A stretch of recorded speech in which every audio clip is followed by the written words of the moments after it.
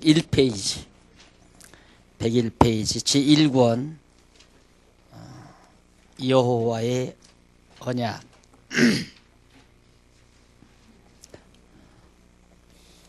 제1권은 구약입니다. 구약인데 그게 여호와의 언약 내용이 담겨져 있다. 여러분들이 여기에 지금 간단하게 소개된 거 있죠. 이게 구약 전체를 아주 주제 다음으로, 그러니까 주제는 단마디로 딱 나오지만 주제를 조금 더 설명해서 가장 간략하게 구약 성경을 요약한 내용입니다. 예, 기억력 좋은 사람은 외워도 상관없고요. 또 잘 보면 안 외워도 그 의미를 정확하게 파악할 수 있습니다. 한번 읽어보겠습니다. 구약 성경은 하나님께서 언약대로 이루시는 여호와이심을 계시하시려고, 이 목적입니다. 이 구약 성경이 담고 있는 목적이 뭔가? 하나님이 여호와이심을 계시하려고 했다. 예, 열어서, 계시란 말은 열어서 보여준다. 커튼을 열어서 그 안에 있는 걸 보여준다. 그런 의미예요.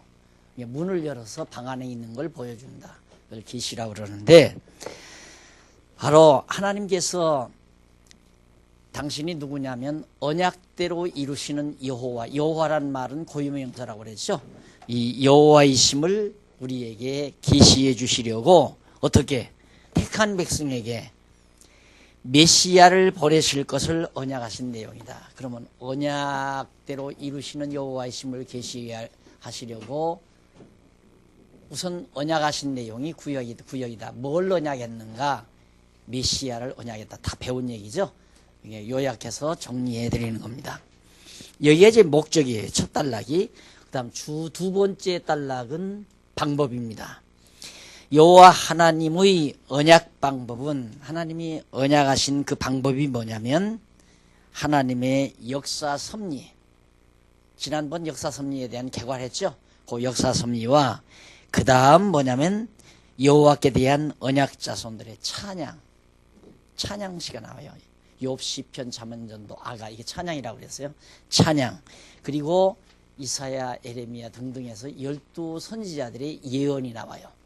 그러니까 하나님이 언약하시는 방법은 역사 섭리, 그 다음 구약 성도들의 찬양, 그 다음 선지자들의 예언, 이런 방법들을 통해서 약속하신다, 언약하신다, 그 말이에요.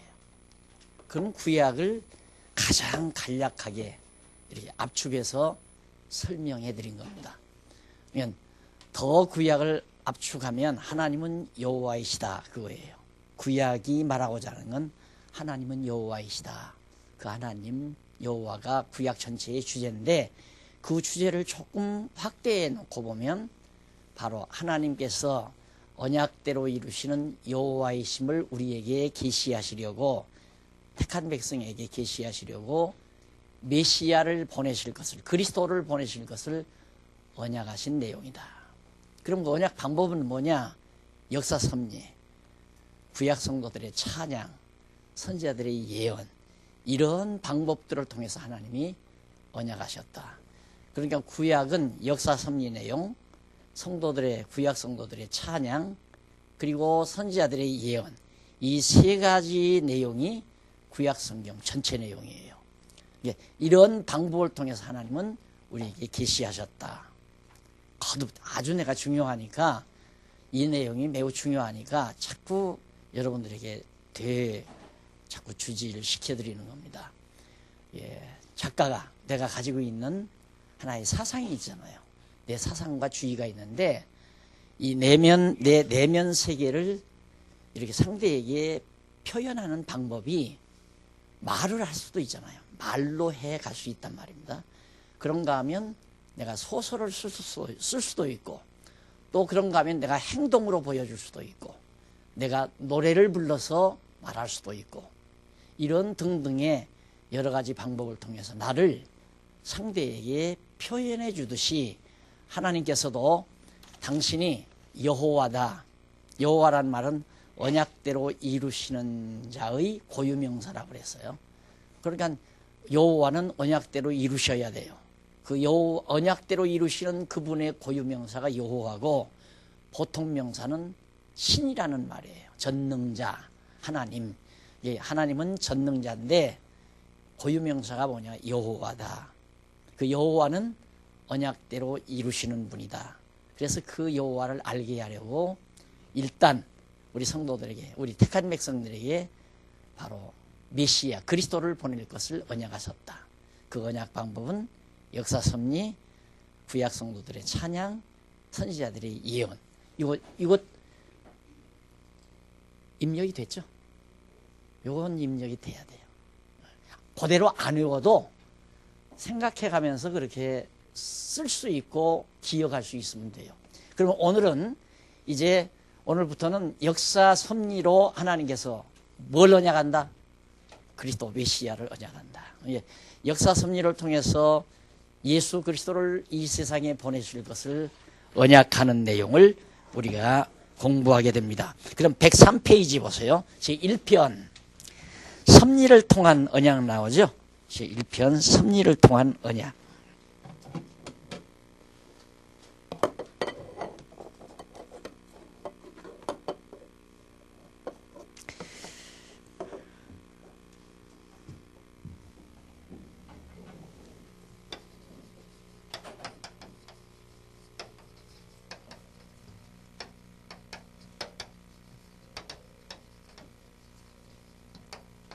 이 구약이에요, 구약.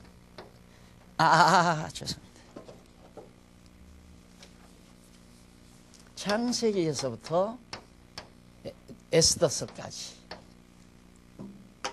역사 섭리, 역사 내용이죠. 지난 시간 내가 여러분들에게 설명해 드린 내용입니다. 그 부분까지가, 그러니까 구약 성경의 창세기, 출애굽기, 레위기, 민수기, 신명기, 여호수아, 사사기, 룻기, 사무엘상하, 열왕기상하, 역대기상하, 에스라, 느헤미야, 에스더, 거기까지예요. 거기까지가 하나님께서 섭리를 통해서 언약하신 내용이다. 뭘? 메시아를, 그리스도를 언약하신 내용이다. 쉽죠? 구약 성경 역사서가 바로 창세기부터 에스더서까지인데 그 모든 내용이 메시아를 언약하신 내용이로구나.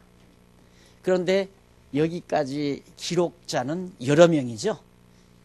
많은 시대의 차이를 두고 여러 명의 기자를 통해서 하나님이 기록을 했는데 똑같이 그 모든 기자들이 전부가 다 그리스도를 언약한 내용으로 아주 논리적으로 쫙 정리가 됐어요. 세상에 어떻게 그런 책이 있을 수 있을까요? 내가 혼자 썼다면 깨끗하게 논리적으로 정리해 놓을 수 있죠. 그런데 오랜 기간을 통해서 여러 명이 각각 창세기, 출애굽기, 레위기, 민수기, 신명기는 모세가 썼다고 그랬죠. 그 다음 여호수아가 썼다고 그랬어요.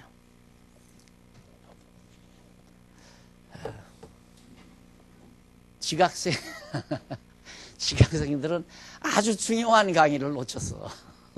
인터넷에 들어가서 내일 다음 시간 보세요. 제 강의 진짜 한마디라도 놓치면 그 다음 이해하기가 힘들어요. 그러니까 놓치지 말고 자세히. 내가 어디까지 했지? 네. 창세기부터 에스더서까지 여러 명의 기자가 많은 역사 기간을 두고 각각 기록을 했는데 그 기록 내용이 모두 다 한결같이 메시아를 보내겠다 하는 내용으로 잘 정리가 됐다. 세상에 이런 책은 있을 수 없어요. 혼자서 몇 년 만에 기록을 했다면 앞과 뒤가 일관된 논리로 쫙 정리해서 말할 수 있죠. 그러나 오랜 기간 동안 여러 명의 기자가 각각 기록을 했는데 어떻게 그렇게 다 한결같이 그리스도 보낸다는 언약의 내용으로 딱 짜여져 있는가? 그건 하나님의 역사가 아니고는 불가능하다는 얘기예요. 그래서 그것만 봐도 하나님은 눈으로 보이지 않지만 영적 존재로서 반드시 살아계시다라는 것을 확증할 수 있다 하는 얘기입니다. 그러면 넘어가서 제1장 하나님의 언약 섭리 가운데 인류의 시조와의 언약, 지난 시간 잠깐 말씀을 드렸죠. 그게 창세기 1장부터 11장까지가 인류의 시조, 그게 누구냐면 아담이에요. 아담을 하나님이 제일 먼저 창조를 했거든요. 그 아담을 창조해 놓고 하나 꼭 기억하실 내용은 창세기 1장 28절 한번 보세요. 창세기 1장 28절. 그 성경 있으면 성경을 봐도 좋고요. 안 그러면 106페이지 밑에서부터 다섯째 줄 28절로 31절 나오죠? 예? 106페이지 밑에서 다섯째 줄 28절로 31절. 하나님이 사람에게, 아담에게 그 말이에요. 하나님이 사람에게 세 가지 복을 주실 것을 언약하셨다. 28절에 주로 나오는 내용입니다. 창세기 1장 28절. 이것이 구약 전체를 또는 구약의 이 역사 내용, 창세기에서 에스더서까지 그 내용을 풀어나가는 키워드, 열쇠가 되는 내용이다 그 말이에요. 그러니까 여러분 뭐든지 정말 글답게 써놓은 글은 그 글에 대한 확고한 어떤 아주 핵심적인 키워드가 있어요. 그 키워드를 발견하면 그 열쇠로 어디든지 열고 들어가면 다 발견할 수 있어요. 찾아낼 수 있어요. 그런데 그 열쇠를 발견하지 못하면 들어갈 수가 없으니까 알 수가 없는 거예요. 그러니까 성경을 해석하지 못하는 이유는 키워드를 몰라서 그러는 거거든요. 열쇠가 되는 내용을 몰라서. 그러니까 이 역사서 창세기 1장부터 에스더서까지 구약 전체를 얘기해도 상관없어요. 구약 전체를. 왜 구약 전체 찬양이나 예언도 바로 이 역사서에 근거하고 있기 때문에 키워드 창세기 1장 28절이라고 하는 주요한 내용으로 전부 열면 모든 성경이 깨끗하게 해석이 된다라는 얘기입니다. 그래서 굉장히 중요한 얘기입니다. 창세기 1장 28절. 그 내용이 하나님께서 이제 시조 아담에게 이 천지 만물을 다 창조했어요. 이제 지난주일에 제가 말씀드렸죠. 이 모든 만물이 다 하나님의 창조물이다. 창조물인데 우리 인간들이 보기에는 창조했다는 건 아무것도 없는 데서 그냥 있게 만들었다고 생각하잖아요.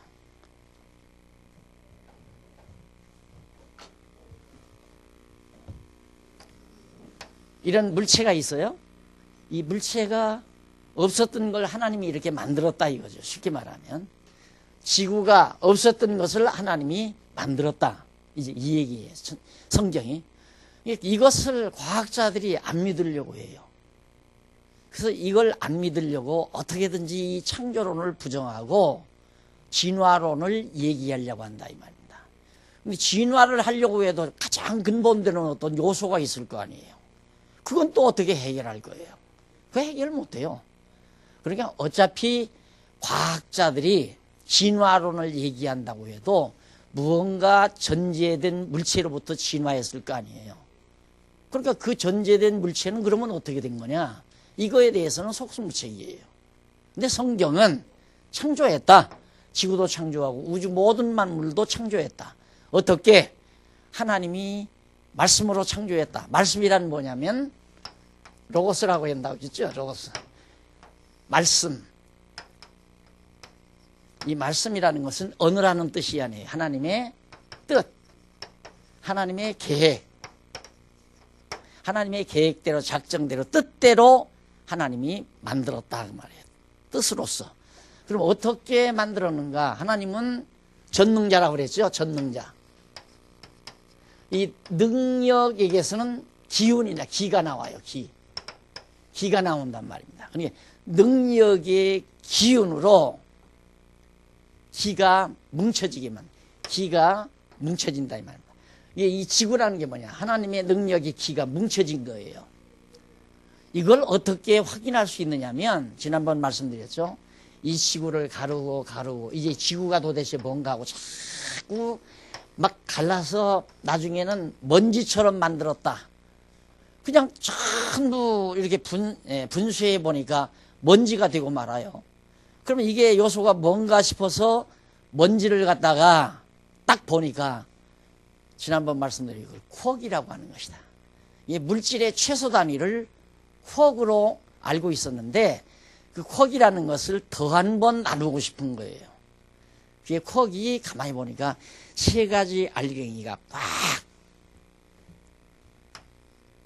이렇게 세 가지 알갱이가 꽉 뭉쳐 있다 이 말이에요. 죽어도 안 떨어지는 거예요. 이게 이제 물질의 최소 단위인데 모든 물질의 최소 단위인데 우리 인간도 이런 물질들이 다 모아져서 우리 인간의 모습이 된 거란 말입니다. 뼈고 살이고 모든 근육이고 할 것 없이. 이걸 알면 물질의 원소를 알 거 아니에요.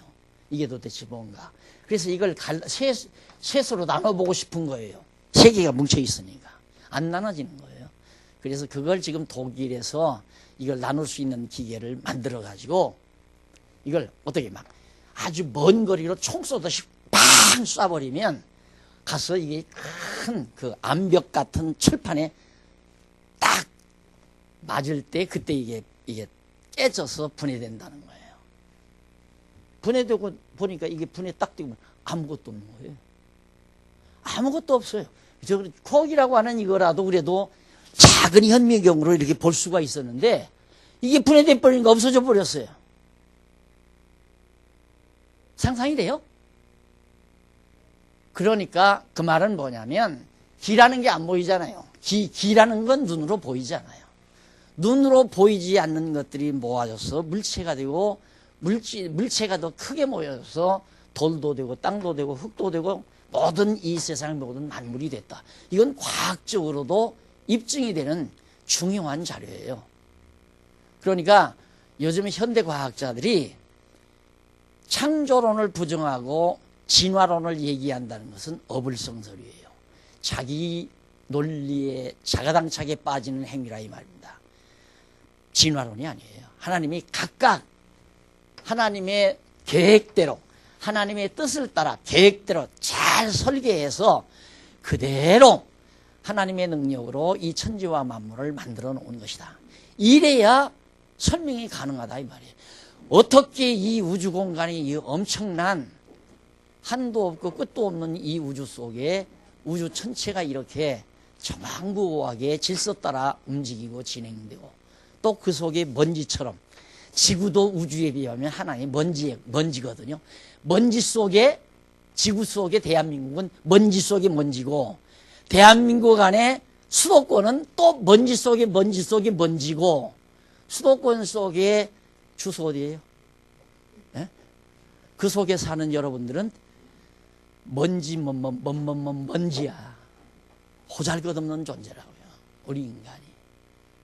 그런데 정신 나간 철학자들이 인간의 의지로 이 세상을 얼마든지 바꿀 수 있고 인간의 의지로 모든 것이 가능하다고 건방 떠는 미치광이 철학자들의 이론에 오늘날 현대인들이 다 노예가 되고 말았다 이 말이에요. 왜? 하나님이 눈에 안 보이니까. 그래서 여러분들은 입안에서 성경 개론을 통해서 하나님이 과연 정말 존재하시는구나. 이거 하나가 존재하시는 것 같다 정도만 여러분들이 이해가 가도 이번 앞으로 한 40여 시간, 이 37, 8시간 남았는데 그 시간은 보람이 있을 거라고 생각을 해요. 안 그러면 정말 진짜 신은 하나님은 존재하시는구나. 이렇게 믿어지면 더할 나위 없고요.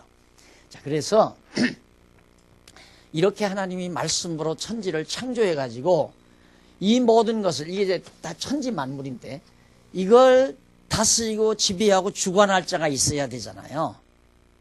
이 피조물 가운데 그 피조물 가운데 주관하는 자를 아담을 이렇게 만든 거예요. 아담 한 사람을. 하나님의 형상대로 아담을 만들어서 야 아담아 너 이 땅에서 이 지구 만들어 놓고 이 지구 여기에서 생육하고 번성하라. 네 자손, 네가 혼자는 안 되니까 내가 네 아내 만들어주마 하고 하와를 만들어서 주례를 했어요, 하나님이. 그래서 둘이 아담과 하와가 에덴, 이 지구상에 있는 에덴 동산에서 잘 살도록. 그 에덴이라는 지역이 위치적으로는 페르시아만 있죠. 페르시아만 위에 바로 퀘이트라는 데가 있어요. 퀘이트. 그 위에 이라크가 있잖아요. 그 이라크 쪽에 강이 지금은 2개밖에 안 흘러요. 유브라데스 강, 티그리스 강, 이 강 2개가 흘러요. 그런데 하나님께서 천지를 창조했을 때는 거기에 강이 4개가 흘렀어요. 그런데 지각 변동이 일어나가지고 2개는 메꿔지고 2개가 지금 흐르는데 그 지역이 지금 모래밭이지만은 그 당시에는 아주 살기 좋은 아름다운 땅으로 하나님께서 만들어서 거기에 인간을 지어놓고 인간이 거기서 아담을 지어놓고 살아가는데 바로 1장 28절이 뭐냐면 네 자손. 지난번 배웠죠? 자손이 생육하고 번성해서 이 땅에 충만하라. 이 땅에 가득하라 그 말이에요. 그리고 이 모든 것 하나님이 지어놓으신 이 모든 것을 너 다 가져라. 네가 다 가져라.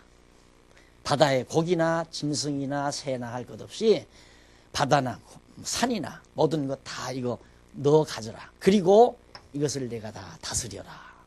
이 3가지예요. 예. 모든 만물 땅이에요. 땅, 자손, 땅, 통치. 이 3가지. 이 3가지를 아담에게 언약을 한 거예요. 그 언약하시고 언약대로 이루시는데 이 아담을 첫 아담이라고 그래요. 첫 아담. 첫 번째 아담이다. 왜 첫 아담이라고 그러는가? 앞으로 둘째 아담이 있게 되기 때문에 이 둘째 아담이 바로 누구냐면 그리스도예요. 예수 그리스도가 둘째 아담이다.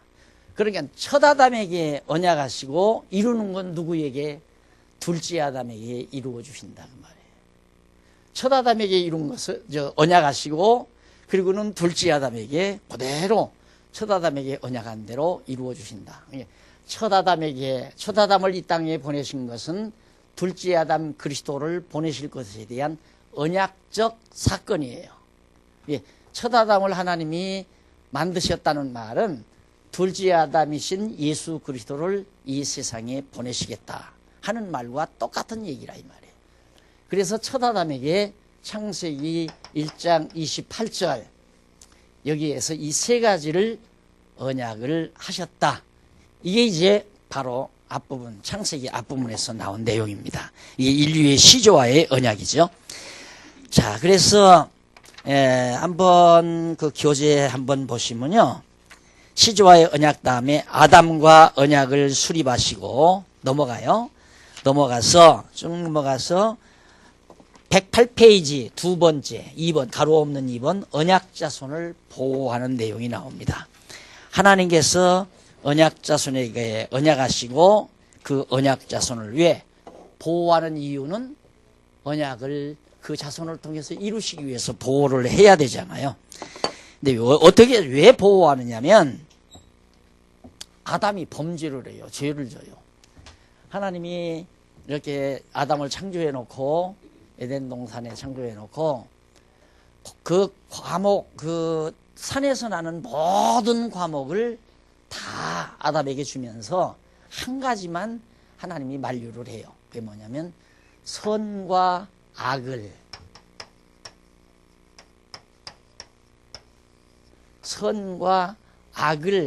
알게 하는 나무 과일. 그게 선악과라고 그러죠. 간단히 말하면. 그 과일을 먹으면 선과 악을 알게 돼요. 그 나무 과일만은 너 먹지 말아라. 그리고는 나머지 모든 과일은 다 따먹고 너 좋은 대로 다 사용해라. 그 말이에요. 그래서 여러분들이 여기서 이 선과 악이라는 걸 잠깐 정리하고 가야 돼요. 이 당시에는 아담 혼자 있었을 때니까 무슨 도덕도 윤리도 없는 때예요. 그렇지 않아요? 아무런 도덕도 윤리도 없어요. 그런데 하나님이 이때 선과 악을 알게 하는 과일나무를 따먹지 말라고 명령을 해요. 왜? 하나님이 따먹으면 싫으니까. 왜 싫은가? 선과 악을 알게 되니까. 이 말을 여러분들이 가장 쉽게 이해하려면 제 큰딸이 결혼을 했거든요. 결혼을 했는데 큰아이를 낳았어요. 낳아서 얘가 2살, 3살 먹었을 때가 그렇게 이쁘고 좋았던가 봐요. 그런데 4살 먹고 5살 먹으니까 더 좀 안 컸으면 쓰겠대요. 아기가 더 안 컸으면 쓰겠대요. 그리고 두 번째를 낳았는데 두 번째가 지금 3살인가 됐는데 걔가 이쁘다는 거죠. 쉽게 말하면. 근데 큰아이는 벌써 유치원에 가니까 이게 재고집이 생기잖아요. 저 하고 싶은 대로 하려고 하고. 그런데 어렸을 때는 마냥 이쁘기만 하잖아요. 응가를 해도 이쁘고 쉬야를 해도 이쁘고 발버둥을 쳐도 이쁘고. 그러니까 사람이 큰다고 하는 것은 제 주관이 생긴다니, 자기 주관이 생긴다는 얘기죠. 이게 엄마가 하라는 대로 안 하고 제 고집대로 하는 것이 생기게 되는 거예요. 커지게 되면. 그런데 작으면 엄마가 하라는 것도 못하고 하지 말라는 것도 못하고 아무것도 못하죠. 예, 하라는 것도 못하고 하지 말라는 것도 못하는 거예요. 어렸을 때에는. 마냥 천진난만 하다는 얘기죠. 그때가 엄마로서는 참 이쁘다, 아기가. 그런 얘기죠. 그러나 아이가 점점 자라서 자기 주관대로 자기 좋은, 선이라고 하는 건 좋은 거 아니에요? 자기 좋은 대로 하고 자기 싫은 것은 안 하고. 엄마는 볼 때 제가 파도 먹어야 되고 또 고춧가루도 짠 것도 먹어야 되고 매운 것도 먹어야 되는데 매운 건 안 먹으려고 그래요. 파도 안 먹으려고, 콩도 안 먹으려고 하고. 엄마 입장에서는 볼 때 콩도 먹어야 되고 파도 먹어야 되고 매운 것도 먹어야 되는데 안 먹으려고 한다. 그럼 뭔만 먹는가? 계속해서 피자만 먹으려고 그래요. 그게 제 고집대로 하는 거죠. 그러니까 엄마가 좋아하는 건 안 하고 엄마가 싫어하는 건 하고. 이게 반대죠. 엄마하고 자녀하고 반대가 되는 거예요. 그래서 하나님도 아담아, 네가 선과 악을 아는 과일나무를 따서 먹고 선과 악을 알게 되면 누구 멋대로? 그래, 네 멋대로 산다. 내가 원하는 대로, 하나님이 기뻐하시는 대로 사는 것이 아니라 네가 좋은 대로 산다. 그러니까 하지 말아라. 그런데 어느 날 하와가 혼자 있었어요. 아내가. 근데 그때 마침 그 당시에는 이제 동물 중에 가장 간교한, 이 성경에서는 뱀이라고 나와요. 뱀. 지금의 뱀이 아니고 아주 영리하고 동물 중에 가장 영리한 뱀이 나와요. 이 당시에는 언어도 없었겠죠. 그리고 언어가 다 통용이 되는 거죠. 어떤 구체적인 언어가 없으니까. 이 뱀이 와서 하와를 유혹을 한 거예요. 뭘? 선악과를 아는 과일을 먹어라. 너 먹는 날에는 하나님과 같이 된다. 그러니까 여자가 원모르고 따먹었어요. 먹고 나니까 눈도 밝아지고 진짜 멋있어요. 그런데 남편이 돌아온 거예요. 아담이. 그러니까 아담한테 하나 따다 뒀다가 아담한테 이거 먹어보라고. 얼마나 맛있는지 모른다. 먹고 나니까 너무너무 좋다고. 아담도 먹어버렸어요. 이게 눈이 다 밝아지고 보니까 그 다음에는 벌거벗었다는 사실을 자기들이 알게 돼요. 수치감이 몰려오게 되고. 그래서 나무 이파리로 옷을 내입기 시작하고. 그때 하나님이 나타나서 책망을 해요. 그래가지고 하나님 앞에서 그렇게 선악을 알게 하는 과일을 따먹은 그런 아담을 에덴이라고 하는 아름다운 동산에 내쫓아 버렸어요. 가서 고생하고 살아라. 네 좋은 대로 가서 죽도록 이마에서 땀 흘리기까지 농사해야 너 먹을 거 생긴다. 아내, 너 하와, 너는 남편 죽도록 사모하며 살다가 몇 달 지나면 배불뚝이 돼가지고 고생하면서 아기 낳고 그러고 살아야 된다. 그래서 해산의 수고와 노동의 고통이 인간에게 따르게 된 거라. 그래서 노동을 해야 되고 여자들은 해산의 고통을 겪어야 되고, 그러면서 이제 여전히 그 해산의 고통을 통해서 자손이 번창하도록 그렇게 하나님께서 역사하신 거란 말입니다. 아담의 후손들을 그래도 이 에덴 동산에서 쫓아냈지만은 죽이면 안 되잖아요. 왜? 아담과 하나님이 언약을 했기 때문에, 첫 아담과 처음에 하나님이 이 세 가지 해준다는 약속을 했기 때문에, 잘못했다고 해서 이 약속을 안 이루어주면 하나님이 여호와의 심이 계시되지를 않죠. 하나님은 이랬다 저랬다 하시는 분이 되지는 거고, 그게 상관없이 아담이 잘못했어도 하나님은 약속대로, 언약대로 그대로 자손이 번창하도록 역사해 가십니다. 그렇게 해서 이제 보호해 가는 거예요. 그래, 거기 이제 109페이지 그 도표가 나오죠. 그게 바로 이제 설명해 드린 선악. 여기 조금 어려운 거기 때문에 오늘 제가 여러분들이 쉽게 설명을 해 드렸으니까 도표를 가만히 보시면서 잘 살펴보시면은 많은 도움이 되리라고 생각합니다. 그 다음에 이제 하나님께서 가인, 이제 그렇게 인간이 타락하고 보니까 말할 수 없이 형편없이 인간이 되어버려요. 아담과 하와가 자녀들을 낳는 중에 특히 이제 가인과 아벨이라는 두 아들을 낳았어요. 가인은 형이고 아벨은 동생인데, 아벨은 양 치는 자가 됐어요. 양을 쳐요. 네, 가인은 농사하는 자이고요. 그래서 농사를 거두고 양무리를 치고, 그래서 아벨은 양을 잡아서 피 흘려서 하나님 앞에 제사를 드리고, 가인은 곡식으로 하나님 앞에 제사를 드렸어요. 근데 하나님이 가인의 것은 안 받고 아벨의 것은 받았어요. 피 흘려서 양 잡아 피 흘려 드리는 제사는 다 받았어요. 그건 바로 둘째 아담 예수 그리스도가 십자가에 못 박혀 죽으시면서 피 흘림으로 제사 드리는 그 제사를 하나님이 받으실 것에 대한 하나의 모형적 사건이에요. 그래, 아벨의 제사를 하나님이 받으니까 형이 화가 났을 거 아니에요. 그래가지고 가인이 밖에서 농기구로 동생 아벨을 때려 죽였어요. 그러니까 아벨 역시 피 흘리고 죽었어요. 들에서. 그 피가 가만히 있을 수가 없죠. 하나님이 그 피의 호소를 듣습니다. 듣고 아벨 대신 셋이라는 아들을 다시 하나 줘요. 그래서 그 셋이 점점 자라나서 그 인류가 이 땅 위에서 번창하게 됩니다. 그런 다음 어떤 사건이 생기냐면, 인류가 점점 번창을 해요. 번창을 해서 이쪽 111페이지 보면 한쪽 가로 3번 인류 심판과 언약이 나오죠. 인간이 그렇게 죄를 많이 지니까, 인류의 죄악 때문에 하나님께서는 이 세상을 물로 심판을 합니다. 그것이 소위 유명한 노아 홍수예요. 홍수 사건. 여러분, 이 홍수 사건은 거의 지질학자들도 인정을 하는 거예요.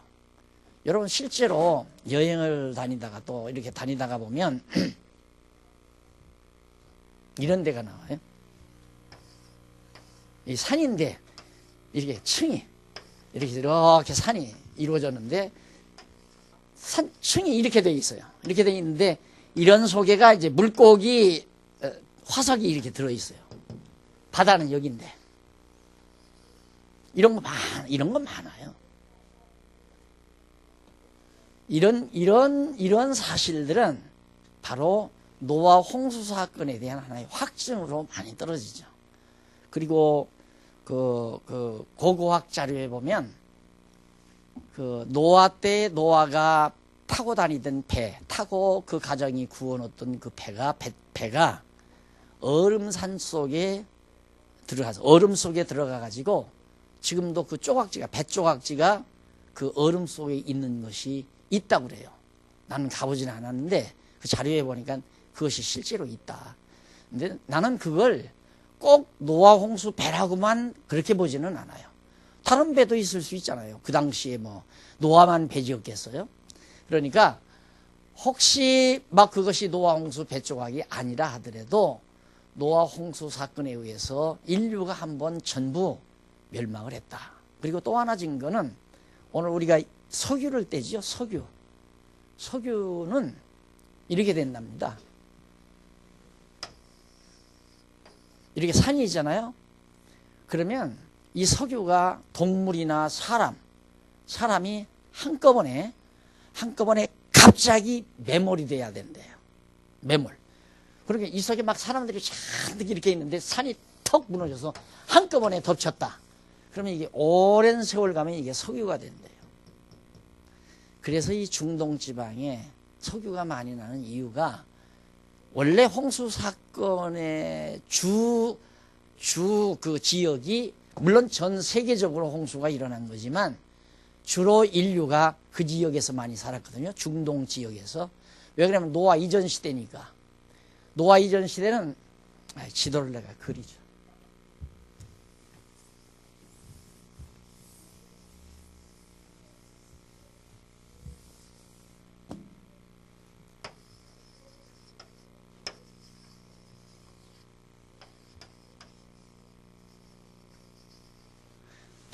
인도라고 그래요. 인도.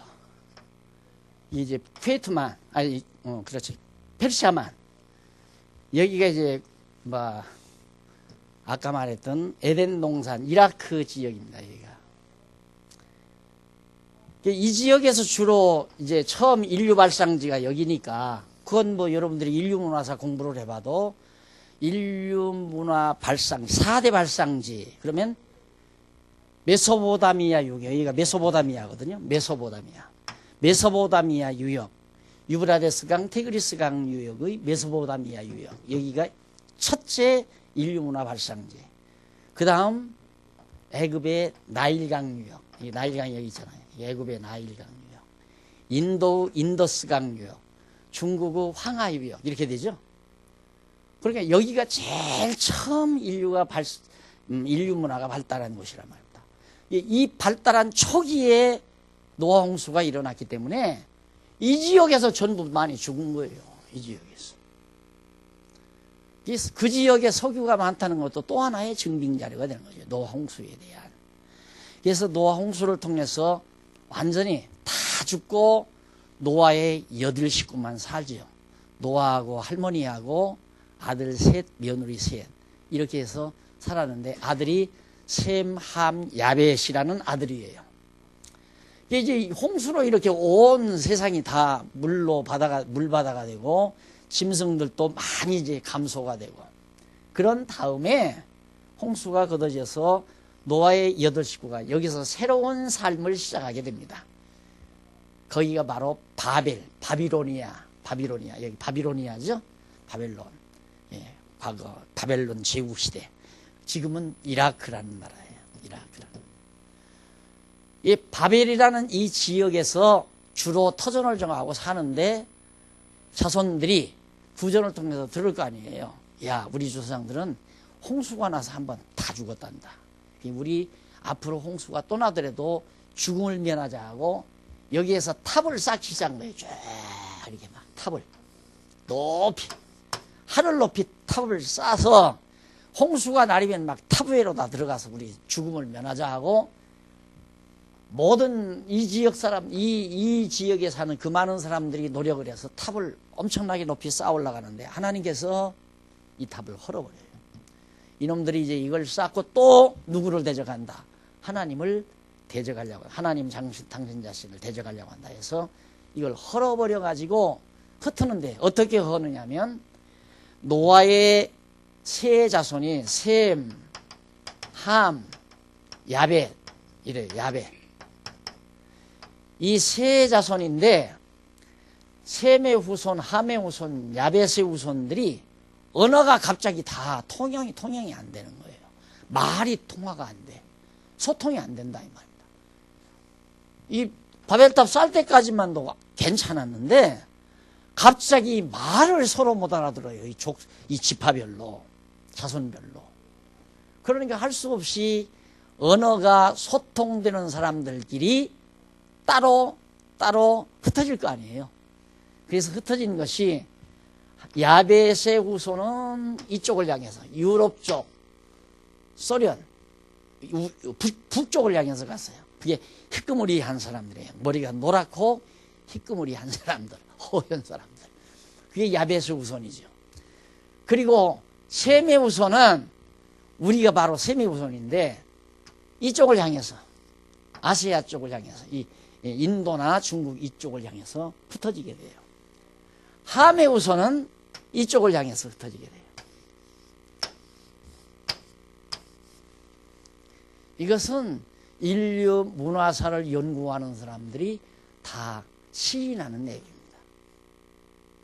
인간의 언어를 이 흑인들이 쓰는 언어나 야베스 족속들이 쓰는 언어나 함족들이 셈의 후손들이 쓰는 언어, 중국어나 일본어, 한국어 우리가 이렇게 들을 때는 다 다르지만 그 언어의 그 초점을 향해서 연구해 보면 다 그게 통한대요. 전부 만난대요. 그래서 이 언어를 전부 조사해 보니까 언어 발달 과정을 연구해 보니까 전부가 이렇게 보인다 이거죠. 그 말은 반대로 이렇게 퍼졌다는 얘기 아니에요. 그리고 실제 우리가 살고 있는 현재도 야베스 후손과 함의 후손, 이게 시커먼 사람들 아니에요. 이쪽에 다 시커먼 사람들 살고 있거든요. 지난번 요즘에 흰바족 나오죠. 흰바족 EBS에서 흰바 막 뻘겋게 하고 하는데 거기 우리 방송국에서 가서 이렇게 행사하는 것도 보고 그랬는데 내가 거기 갔다 왔거든요. 나 갔는데 그 사람 나오더라고요. 그 추장 그대로 나와요. 그리고 나한테 이렇게 하던 여자도 나오고 네. 그런 사람들에 의해다. 이게 이제 함의 후손이란 말입니다. 그러니까 그 다음에 이제 콜럼버스 이후에 정복자들이 배를 타고 가서 희망봉에 가서 이 아프리카 점령하기 시작하고 영국 사람들이 스페인 사람들이 이쪽으로 와서 호주도 점령하고 이러면서 이제 인류가 섞어지기 시작했지만 그 이전에는 콜럼버스가 지구가 둥근다는 사실을 확증 안 한 그 이전에는 뚜렷하게 이쪽에는 야베스 후손, 함의 후손, 셈의 후손으로 이렇게 살아온 거란 말입니다. 자, 이렇게 해서 결국은 자손이 번창을 하는데 보세요. 하나님께서 아담에게 네 자손이 번창한다 하더만 진짜 노아도 아담의 자손이거든요. 노아의 후손이 이렇게 어디로? 온 땅으로 퍼져버리잖아요. 오죽하면 여기도 살잖아요. 여기도. 땅, 동방. 여기까지 우리가 퍼져 살잖아요. 온 땅에 가득하게 번창하고 가득하게 이제 너희들이 생육하라.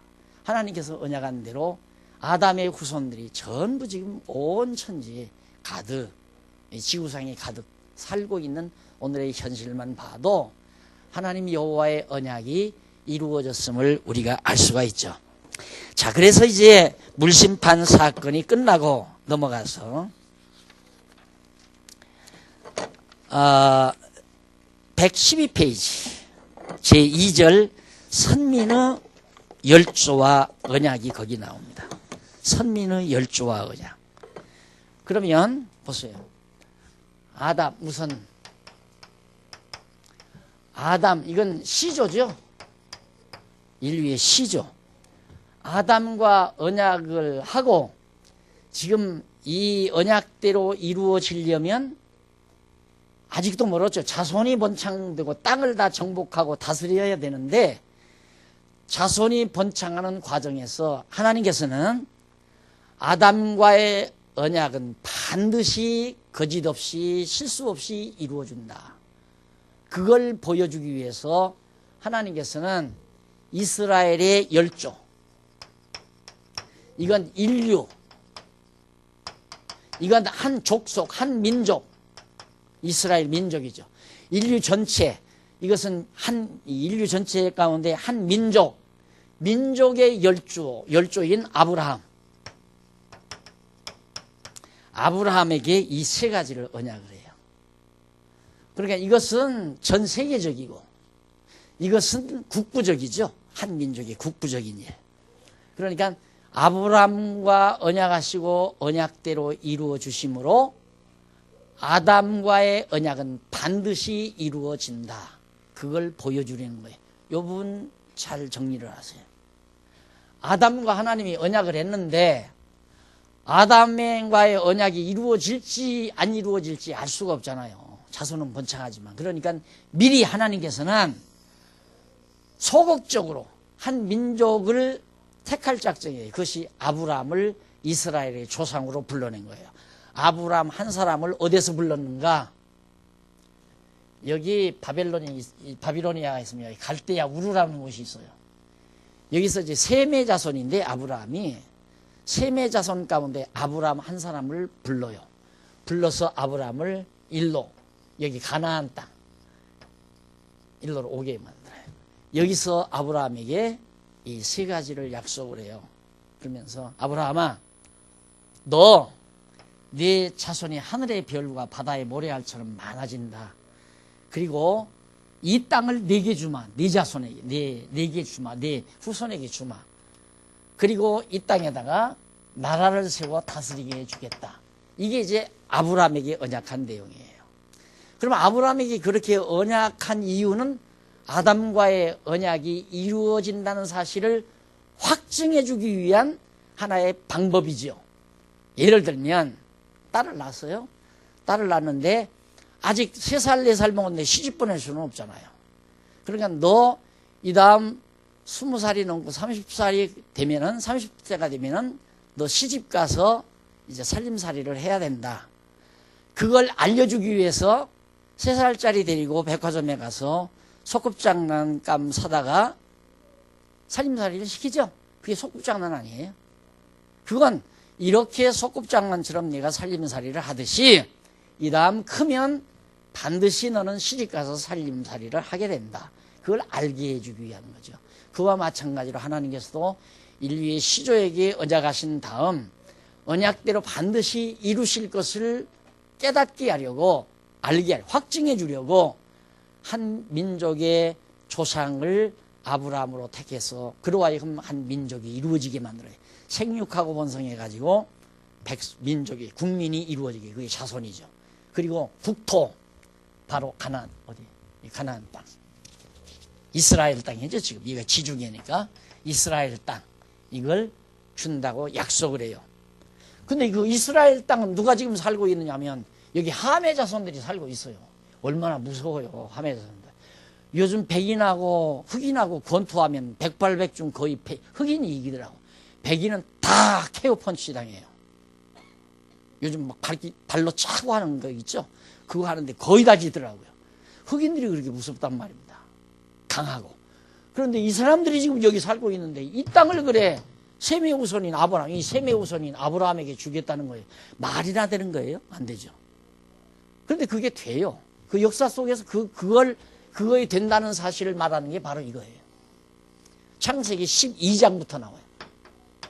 그 11장 이전에는 아담과의 언약 내용, 아담과의 언약 내용이 나오고 11장까지는 12장부터는 아브라함과 언약하시고 언약대로 그대로 자손 주고 땅 주고 나라를 세우고 다스리게 해주는 역사가 바로 에스라까지 나와요. 엑소더스까지.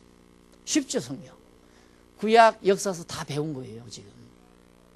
그렇게 쉬워요. 자, 그러면 그렇게 아브라함과 언약대로 그대로 땅 주고 자손이 번창해서 이 땅을 정복하게 하고 이 땅에서 나라를 세워 다스리게 해준 이유는 뭐냐? 그 이유는 첫 아담과의 언약을 그렇게 아브라함에게 이루어 주듯이 반드시 이루어 주마 하는 언약의 말씀이에요. 반드시 이루어 준다는 언약. 그 언약대로 놀랍게도 누가 왔어요? 둘째 아담이 왔잖아요. 둘째 아담이. 둘째 아담 예수 그리스도가 이 세상에 오셔서 그가 예수 그리스도의 씨로 거듭나고 중생케 해가지고 많은 하나님의 백성들로 나라를 세워서 다스리게 되는 놀라운 섭리를 해가시는 것이 살아계신 하나님 여호와의 놀라운 섭리의 역사다. 바로 이 섭리를 통해서 언약하시고 그 언약대로 이루시는 역사다. 따라서 하나님은 살아계시다 하는 얘기예요. 알았어요? 자, 그러면 일단은 아브라함에게 그렇게 세 가지를 언약을 하셔서 했는데 놀랍게 아브라함이 그러면 자손이 많이 나야 되잖아요. 그런데 장가를 들었는데 자손을 못 낳아. 부인이 아이를 못 가져요. 아브라함이 100세가 거의 다 돼가는데도 자손이 없어요. 그럼 하나님 거짓말 아니에요. 그렇죠? 자손이 하늘의 별수, 하늘의 별처럼 많고 바닷가의 모래알처럼 많다고 그랬는데 그렇게 안 된단 말입니다. 그래서 결국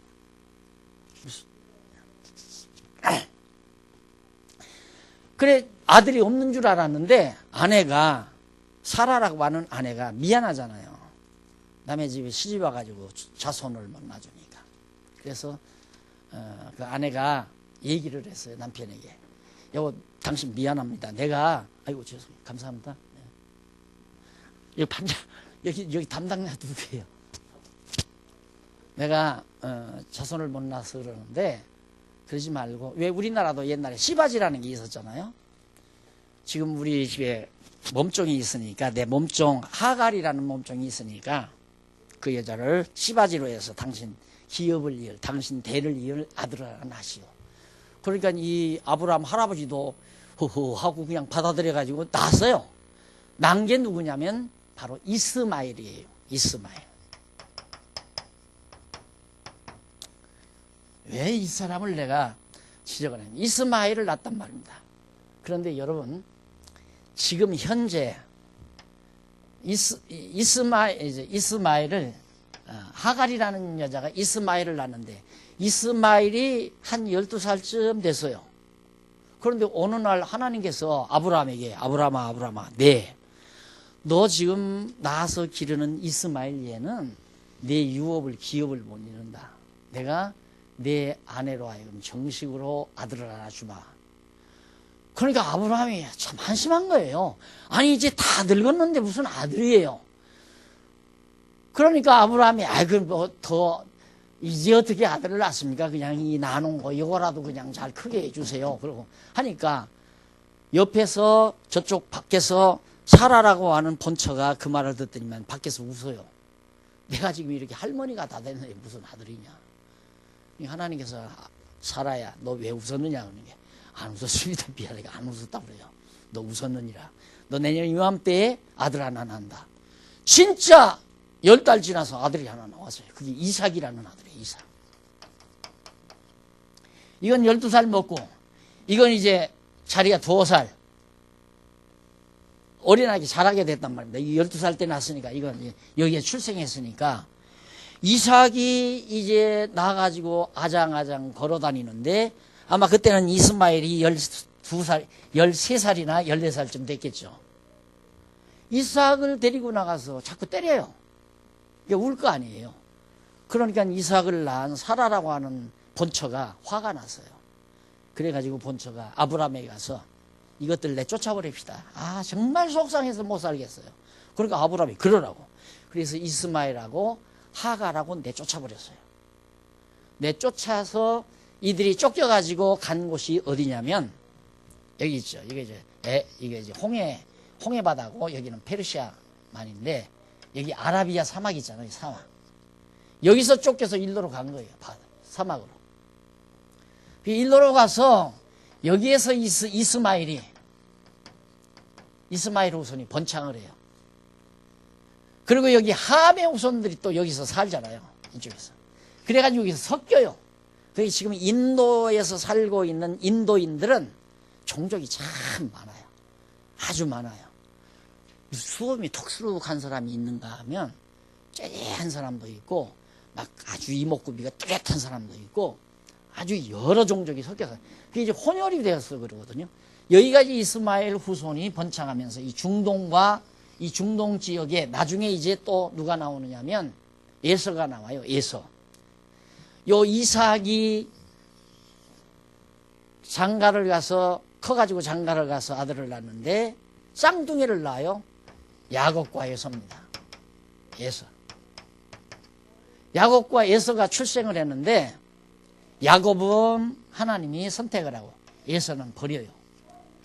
그래서 여기서 이삭이 야곱과 에서를 낳는데 야곱은 이 땅에서 그냥 살고 에서는 이쪽으로 또 쫓겨나가요. 그래서 에서의 후손들하고 이스마엘의 후손들하고 또 섞이게 되죠.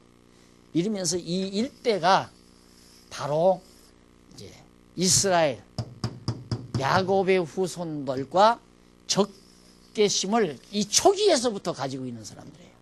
그러니까 지금도 보세요. 여기 이스라엘 민족 하나 빼놓고는 여기는 전부 다 누구를? 이스라엘을 공격을 해요. 싫어하고. 적수예요. 지금도 적수예요. 이게 출생 당시부터 적수가 되듯이. 이렇게 해서 역사가 흘러내려옵니다. 자, 이렇게 해서 어떻게 하나님의 섭리가 이루어져 가는지 다음 시간 또 듣기로 하고 오늘 강의 여기서 마칩니다. 기도하십시다. 아버지 하나님, 역사를 주관하시는 하나님께서 당신 여호와로 살아계심을 우리에게 알게 하시려고 오늘 또 귀한 말씀 함께 상고하게 해주셨습니다. 말씀 들을 때마다 우리 보이지 아니하는 하나님이지만 나와 역사를 주관하시는 여호와 하나님이 살아계심을 확실히 믿을 수 있는 신앙이 가져지게 해 주시옵소서. 예수님 이름으로 기도드립니다. 아멘. 수고하셨습니다.